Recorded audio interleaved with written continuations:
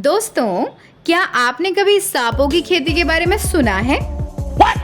अजी, आप सही सुन रहे हैं, हमने सांप ही कहा है। सांपों की खेती के बारे में आप में से कितने लोग जानते हैं? अब इस सवाल को इसलिए हम पूछ रहे हैं क्योंकि धरती पर एक ऐसा देश भी है जहां जहरीले सांपों की खेती की जाती है, और वो भी बड़े स्तर पर। है ना कमाल की बात? और इसी कमाल की जानकारी को डिटेल में बताने के लिए एक बार फिर से आपका फेवरेट चैनल RR इंफोटेनमेंट हाजिर है। तो चलिए, सुनने में अजीबोगरीब लगने वाली खेती के बारे में आपको मजेदार जानकारी दे देते हैं। लेकिन उससे पहले आपसे रिक्वेस्ट है कि जल्दी से चैनल को सब्सक्राइब कर दीजिए। अब जैसा कि हम सभी जानते हैं कि हमारे देश में कृषि यानी एग्रीकल्चर को ज्यादा इम्पोर्टेंस दी जाती है, और हो भी क्यों ना भाई, दुनिया के सभी लोगों का पेट भरने का काम सीधे इसी से तो जुड़ा हुआ है। मगर हमारे देश के पड़ोसी देश में अनाज के बजाय इन दिनों एक सांपों की खेती का अलग ही ट्रेंड चल रहा है। अब जितना अजीब इस खेती का नाम सुनने में लग रहा है, उतना ही अजीब और हैरान करने वाली ये खेती भी है। वैसे तो इस अजीब सी खेती के बारे में आप में से बहुत से लोगों ने अंदाजा लगा ही लिया होगा कि ये खतरनाक खेती आखिर किस देश में होती है। मगर जो लोग अनजान हैं, उनकी जानकारी के लिए हम आपको बता दें कि ये खेती हमारे पड़ोसी देश चीन यानी चाइना में होती है। मैं नहीं मानता। क्या चाइना में सांप की खेती? मतलब अब चूहे, कॉकरोच और चमगादड़ों के बाद अब चाइना में क्या सांपों को भी खाते हैं लोग? कहाँ से आते हैं?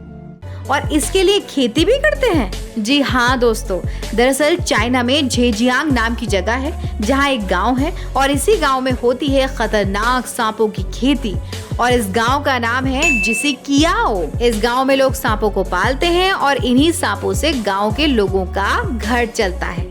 अब कमाल की बात तो ये है कि गांव वाले किंग कोबरा से लेकर अजगर और जहरीले वाइपर समेत कई खतरनाक जहरीले सांपों की खेती करते हैं, और इस तरह से यहाँ 100 से ज्यादा स्नेक फार्म है। मतलब कमाल है भाई।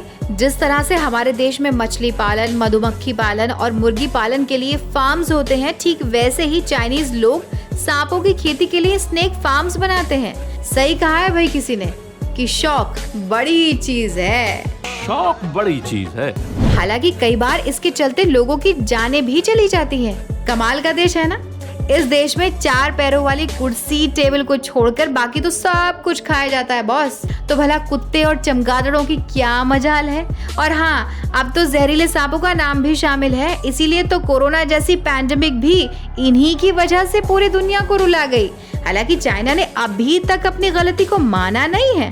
एनीवे, हम तो यहाँ आपको चाइना में होने वाली इस विचित्र खेती के बारे में जानकारी दे रहे हैं। लेकिन इन बातों में हम आपको ये भी बात साफ करते चलें कि यहाँ सांपों की खेती उन्हें खाने के लिए नहीं, बल्कि दूसरी तरह के बिजनेस को ध्यान में रख कर की जाती है।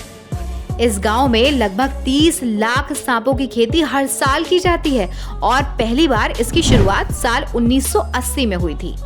ऐसी कई दवाइयां हैं जिसमें सांपों के जहर का इस्तेमाल किया जाता है। कैंसर से लेकर स्किन की ऐसी कई बीमारियां होती हैं जिसमें इनके जहर का इस्तेमाल होता है। आपको बता दें कि एक वक्त था जब चाइना स्पेनिश फ्लू का कहर झेल रहा था। उस वक्त सांप के तेल से ही उस बीमारी पर कंट्रोल पाया गया था। वैसे ऐसा नहीं है कि सिर्फ खतरनाक और जहरीले सांपों को ही पाला जाता है, बल्कि ऐसे सांपों को भी पाला जाता है जिनमें कम जहर या फिर ना के बराबर जहर होता है, और इन सांपों को दुनिया के अलग अलग देशों में बेचा भी जाता है। वाह, सांप ऑन डिमांड।